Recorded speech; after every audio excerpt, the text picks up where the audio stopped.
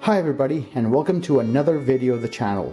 In this case, a long overdue video where I'm going to show off my collection of Lord of the Rings Toybiz action figures.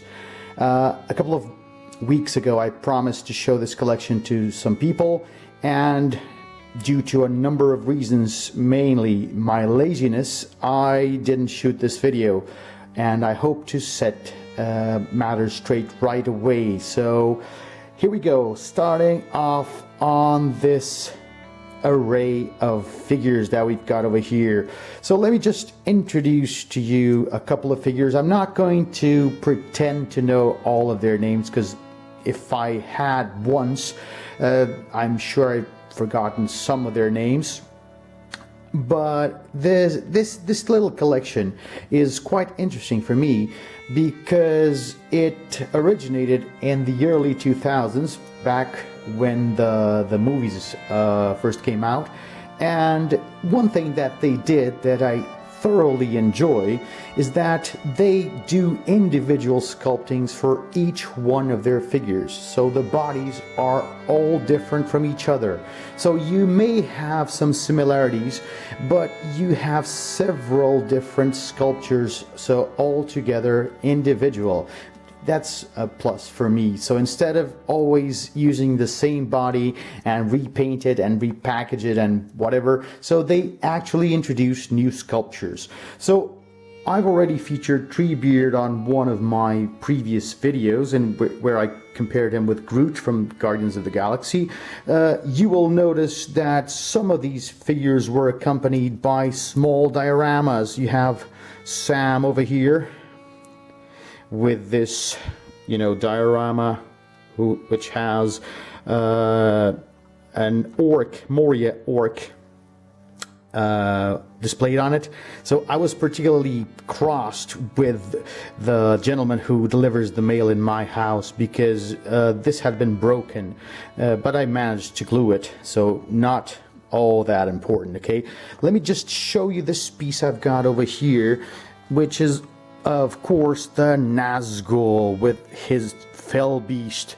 So I got this in Toys R Us, and it was a bargain. I got it for €7.50. That's right. So at the end of its lifespan, the collection, these figures and beasts got extremely cheap. They started out. Let's go back to the figures. When they were put on sale here, they cost, I believe, €20 a pop. And back then, committed as I was to Star Wars and the scale of 3 3/4 inch, I thought these were too big, too bulky, and altogether uninteresting. Then they dropped in price. They've dropped to $10 a piece, from 20 to 10, and then after that, at the end, they dropped to 5. What was interesting was that they've released figures from the 3 movies all along the years. So the cards originally had 3 different colors, green being for Fellowship of the Ring, red for the Two Towers, and blue for Return of the King. But it was still possible to get characters from the Fellowship of the Ring on Return of the King cards. So basically, even though these figures went on sale, they still had a very considerable array of characters to choose from. So that's why I got all of these, and at a very, very reasonable price, I may add. So we've got here some of the favorites. Okay, Gandalf, okay, the white and the gray. You got Lady Galadriel with her soft goods in terms of clothing. That's what I'm talking about. Okay, the Elven Warrior here, particularly beautiful figure. Okay, and some more over there.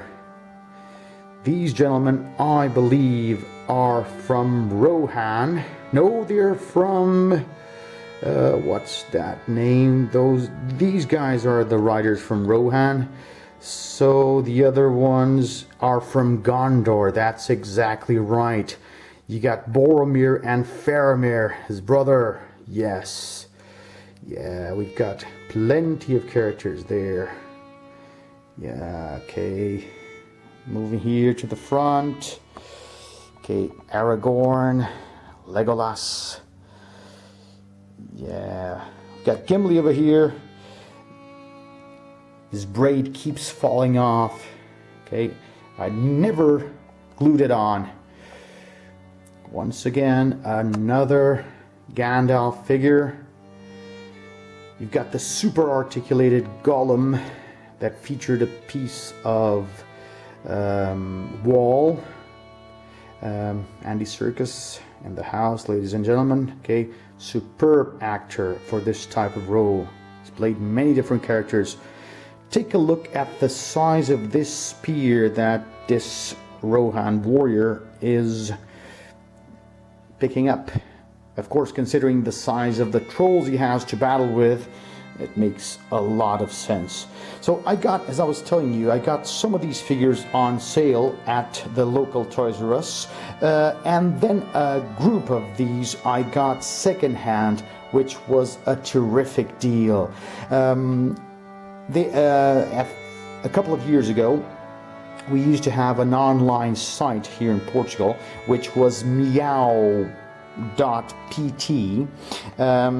and which people, sold their stuff. And I managed to find a young girl who was selling her boyfriend's collection with his clearance, of course, let me just say that. And I remember meeting her at the mall and then going to their apartment and picking up lots of figures. So I don't actually recall how many I picked up. What I do recall is that each of them cost me 2.5 euros, 2.5 euros, which is a steal, my friends. Okay, so we're going on to the dark side of here, if you allow the Star Wars reference. Okay, so we've got orcs and we've got goblins, and of course in front we've got here two different versions of Gollum. Yes, his more mild-natured self and his, dark half. And he is in fact holding his precious on his right hand. Yeah, here we go. Okay, so lots of orcs.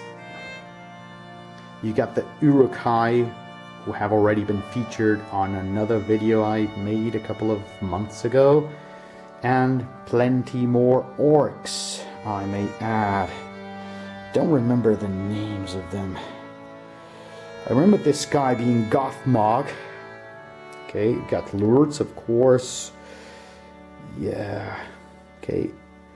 The problem with buying these figures secondhand is that sometimes they aren't complete. So I remember this guy here. He's not complete. Okay, so, but he got a spear from one of the orcs. I think it was Gothmog. And yeah, it's better than nothing, right? The orc overseer with the egg, which produced a newborn Uruk-hai. You got Frodo after his encounter with Shelob. Look at the poor bastard. Yeah, that's the way he looked. Christopher Lee. Yes, Saruman. Saruman holding his Palantir. Yes, the Steward of Gondor. King Theodred entranced too. And you get to the Steeds section, the horses section. Some of them I missed out. I remember these guys going for 10 euros at the end of the collection's life. I'm not talking about the secondary market, okay? So still buying these in stores, namely Toys R Us. They went for 10 bucks a pop, which is extremely cheap considering that they were put on sale for 40 euros a horse and its rider. So I'm missing quite a few. I remember Arwen's horse. I'm missing that one. I'm missing Brego with a different, ceremonial clad or whatever. I'm also missing the mouth of Sauron with the horse, with the figure. And I think those are the ones that I'm missing. A couple of Nazgul more with their black steeds. Yes, this ring wraith is absolutely amazing. Yes, we've got Sharku and Warg. At the back, we've got Sauron himself. Although I remember taking off the batteries on most of these figures, I think that some of them still have... Yeah, this is Mount Doom here, so Sam and Frodo. And this story is so unbelievably timeless because it's about, staying honest, being true to yourself, overcoming overwhelming difficulties and enemies much more powerful than you are, and still remaining faithful to yourself, So it's a tale to remember, and it's a tale to, cherish throughout the ages. Okay, Tolkien was absolutely masterful. Okay, Shelob over here, giant spider, yeah, with a voracious appetite for hobbits. And then over here we've got 3 trolls. Okay, so these have got a problem. As the rubber on their faces is quite pliable, because they've got these mechanisms on their back which allow them to move their arms, and they release their battle cries. But the problem is that with time, this material becomes brittle and it breaks. You can see that, yes, this guy's, mouth has, teared. The fabric has been teared. I don't want to touch it too much, but that's a problem with these 2 guys. That doesn't happen with the third one. I bought these new inside their boxes. Nope, that's a lie, sorry. This one was new inside its box. This one was secondhand, and that one was secondhand too. The problem with that one is that it is incomplete. So it's missing part of its armor, one of his shoulder blades, and the helmet, and it had a mace of some sort. But since this guy over here had 2 weapons, I kind of transferred the hammer to the next one. As you can see, with comparing them to my hand, these are quite large figures. I would say more than 30 centimeters tall. So these are quite, they take up a lot of space. Right, so yeah, that's it, you guys. This is my Lord of the Rings collection, okay? So it is by no means complete. I'm still missing quite a few of the figures. I remember, one of the characters that managed to escape through my fingers was the Witch King of Angmar, and that is really a thorn by my side because I contacted a person who was selling him online, and we agreed on a specific amount of money, which at the time was cheap. I recognize it, but these were the prices that were being practiced at the time. And furthermore, he lived not far away from where I live, so it was possible to, make the deal in person. So he did not have to send the figure through the post office. There was no risk of being ripped off or scam or anything like that. At the last possible moment, the guy messaged me and he said he wanted more money for it because lots of people had been showing interest on that particular figure.